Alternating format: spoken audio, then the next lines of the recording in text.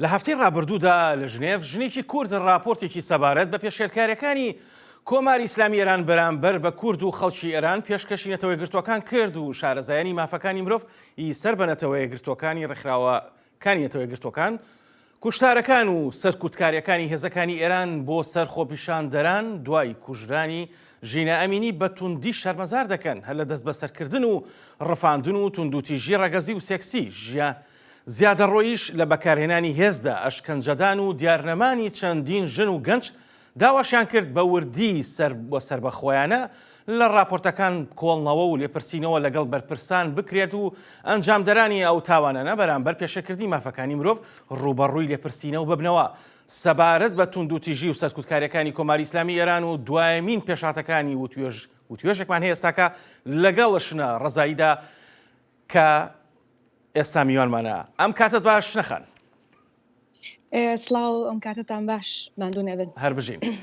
شنەخان دەنگۆیەک هەیە کە وەزارەتی دادی ئێران بڕیاری داوە کە دەستگای پۆلیسی بە ناوی ئەخلاقەوە یان کۆنتڕۆلکردنی ئەخلاقەوە هەڵبۆشێنێتەوە. ئایا بە هەڵوەشانەوەی ئەو دەستگا سەرکوتکارە پێشەلکاریەکان لە ئێران دەڕەوێتەوە؟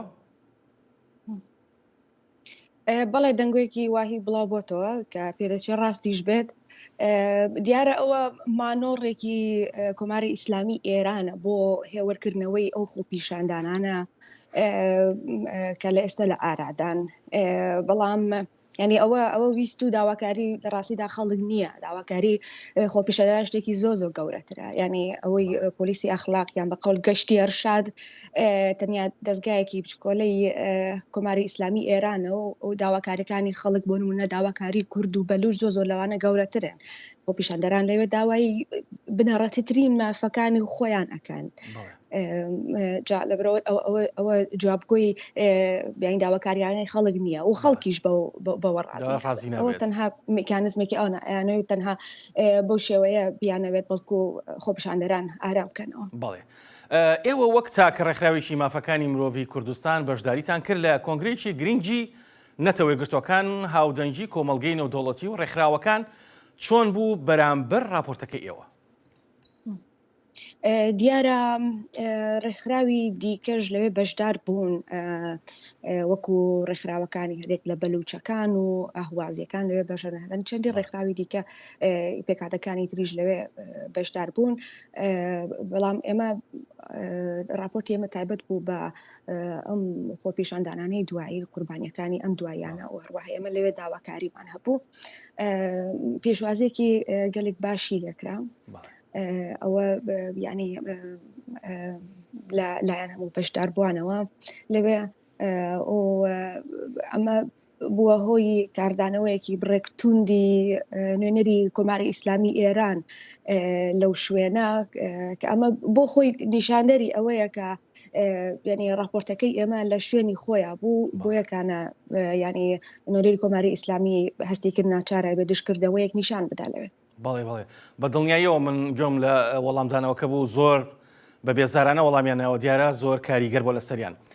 باشە شنەخان دوایمین بڕیاری نەتەوە یەکگرتوەکان بەرامبەر پێشەلکاریەکانی کۆماری ئیسلامی ئێران و ئەو کوشتار و زیندانیکردن و ڕەفاندن و حکمی سێدارەدان و کە دەری کردووە تا ئێساکە دەرحەق بە خەڵکی ئازادیخوازی کورد و هاوکات بەلوجی و تەواوی ئێرانیەکان ڕەت دەکاتەوە. ئایا کۆمەڵگەی نێودەوڵەتی دەتوانێت چی بکات بەرامبەر کۆماری ئیسلامی ئێران لە کاتێکدا نایەڵێت نەتەوە یەکگرتوەکان بێنە ناوە بۆ لێپێچینەوە کردو بنکۆڵکردنی ئەو پێشەلکاریانەی کە کردویانە؟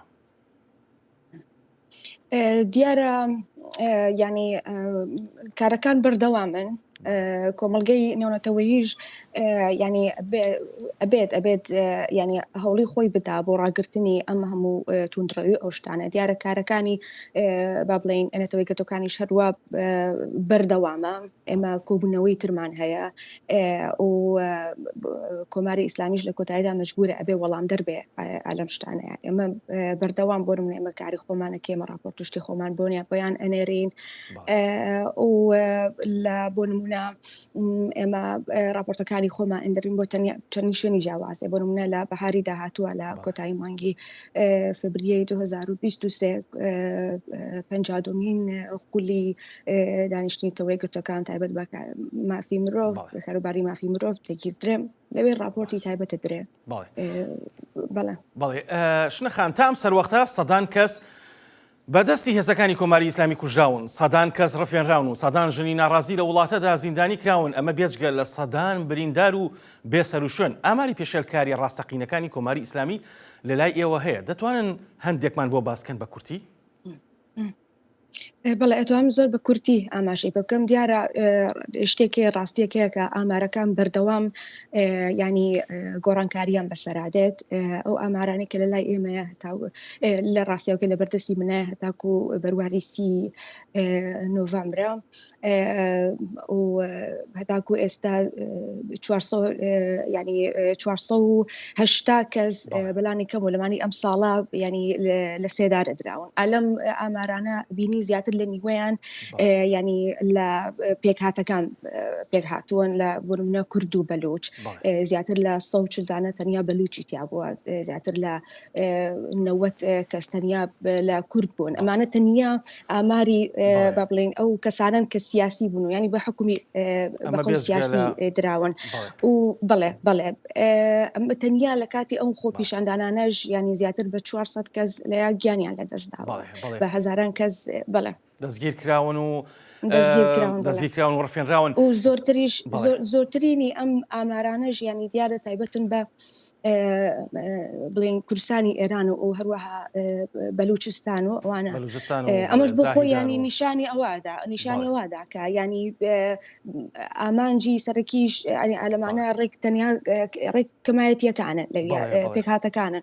بڵێ شنەخان هەڵبەت قسەکردن لەسەر پێشەکارەکانی ئێران بە چەندین ڕۆژ تەواو نابێ پێکەوە گفتوگوی لەسەرکەین. زۆر سپاس بۆ و کاتەی پێت بەخشین. زۆر سپاس بۆ ئێوە.